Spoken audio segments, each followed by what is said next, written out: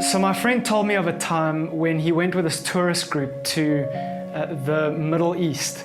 And on one occasion, they were coming down this mountain. And he told me about this donkey or camel that kind of passed them along the way. And on this donkey was loaded with blankets and with bags and with bottles. And it was just one thing after another, just piled on top of this poor, scrawny animal. And on top of this animal sat this huge, massive, fat Arab.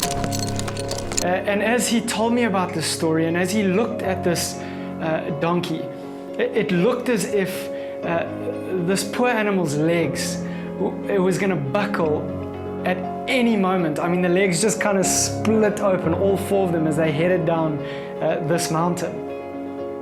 And it was like this poor animal was saying, if one more thing, just one more thing, gets placed on top of my back, I'm gonna absolutely fall apart and die. And I think that this is a great word picture for maybe some of you listening to this today, that you have that similar cry, that you feel this pressure, that you feel like there's one thing after another just being placed on your shoulders to carry. And you're getting to the place where you're saying, if there's just one more thing that happens to me, I'm going to fold. I'm not going to be able to make it through this. For some of you, you are experiencing significant pressure in your household. For some, it's around your livelihood. For others, it's in your work context. But it's like you're heading down this mountain with this fat Arab on your back. And at any stage, your legs are going to give in. You may be asking the question, how on earth am I going to get through this? Well, today I want to share with you about the Apostle Paul. You know, Paul found himself in a similar scenario. And Paul, he writes about this scenario to a church in Corinth. In fact, it's his second letter. And he shares how he got through moments of extreme pressure. He writes these words in 2 Corinthians chapter 1, verses 8 and 9. He says, "We think you ought to know about the trouble we went through in the province of Asia." Now, he doesn't give any specific details around what that trouble was. And I'm actually glad about that because it makes it transferable to us. But he says, we were under great pressure. And this is that exact word picture. It's a word describing one thing after another being placed on the back of an animal. Huge, huge, huge pressure.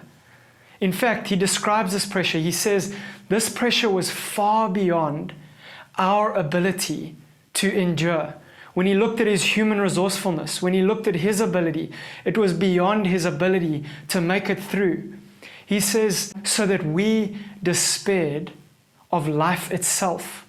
It's like when he looked at life, he had this real despair, this despondency, this daily depression. The verse says, in fact, we all expected to die. I mean, he was on the brink. He was thinking that way in his mind and in his heart because of the pressure that he was experiencing. And then he says to us, he says to me, he says to you, but this happened. But this pressure that I experienced, but this suffering that I experienced, but this occasion that happened, but this relationship, but this conflict, but this business scenario, but this home scenario, but this happened, that we might not rely on ourselves. You see, often God brings his servants into a context and scenario where we stop relying on our abilities. You see, for Paul, he's saying that my academic ability, my past experience, my human resourcefulness were not enough to get him through this. But this happened that we might not rely on ourselves, but on God. In fact, some versions say that we learn to rely on God in scenarios like this, but we rely on God who raises the dead. What's Paul saying here? He's saying, when I look at my grave, when I look at my impossible scenario, when I look at my loss, he says there is a time in history where God raised someone, where he raised his son from the dead.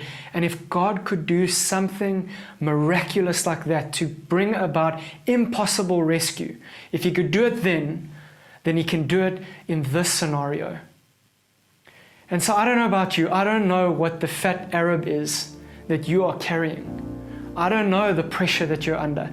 I don't know the levels of despair that you're experiencing. But I do pray that God uses this circumstance and scenario to cause us all to learn to stop relying and depending on ourselves and depending and relying on Him. And if we have seen in history Him do such miraculous rescues, then I pray that we would trust Him to rescue and deliver us, whatever our circumstance might be. In fact, there's a psalm that teaches us to pray in this scenario. The psalmist says that the Lord is close to the brokenhearted. He rescues those whose spirits are crushed. And so, Father, I just pray that now. God, I pray that you would rescue, that you would deliver. God, we rely on you. We want to learn to lean on you. God, would you intervene? And would you rescue us from the great pressure that we might be experiencing? We ask this in your name. Amen.